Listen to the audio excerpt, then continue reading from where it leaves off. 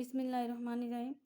আসসালামু আলাইকুম। আমি ফাতেমাতুজ জোহরা বরিশাল থেকে চিকিৎসা ফাউন্ডেশন বাংলাদেশ আয়োজিত এমএমএসসি কোর্স সম্পন্ন করেছি।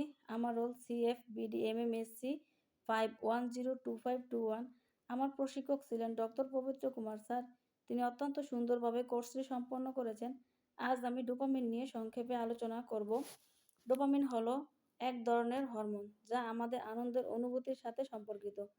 ডোপামিন মানবদেহের এমন একটি উপাদান যা একই সাথে নিউরোট্রান্সমিটার ও হরমোন হিসেবে কাজ করে, মস্তিষ্কের স্নায়ুর মধ্যে বার্তা আদান প্রদান করে। একে ফিল গুড কেমিক্যাল বলা হয়। ডোপামিনের কাজ আনন্দ ও সুখ অনুভব করানো, মনোযোগ ও স্মৃতিশক্তি বাড়ানো, চলাফেরা নড়াচড়াতে সাহায্য করে। ডোপামিনের ঘাটতি হলে হতাশা ও আগ্রহ কমে যাওয়া, মনোযোগের সমস্যা হওয়া, ক্লান্তি ও উদাসীনতা। ডোপামিন বেশি হলে অস্থিরতা ও ঘুমের সমস্যা, অতিরিক্ত উত্তেজনা।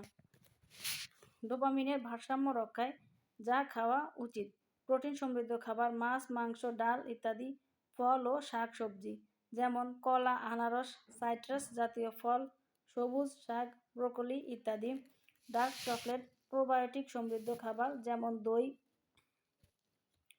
ডোপামিন বাড়ানোর উপায়: নিয়মিত ব্যায়াম, পর্যাপ্ত ঘুম, স্বাস্থ্যকর খাবার, ধ্যান ও ইতিবাচক চিন্তা। পরিশেষে বলা যায়, ডোপামিন মানসিক ও শারীরিক স্বাস্থ্যের জন্য অত্যন্ত গুরুত্বপূর্ণ। সঠিক জীবনযাপনে ডোপামিনের ভারসাম্য বজায় রাখা সম্ভব। ধন্যবাদ সবাইকে। আসসালামু আলাইকুম।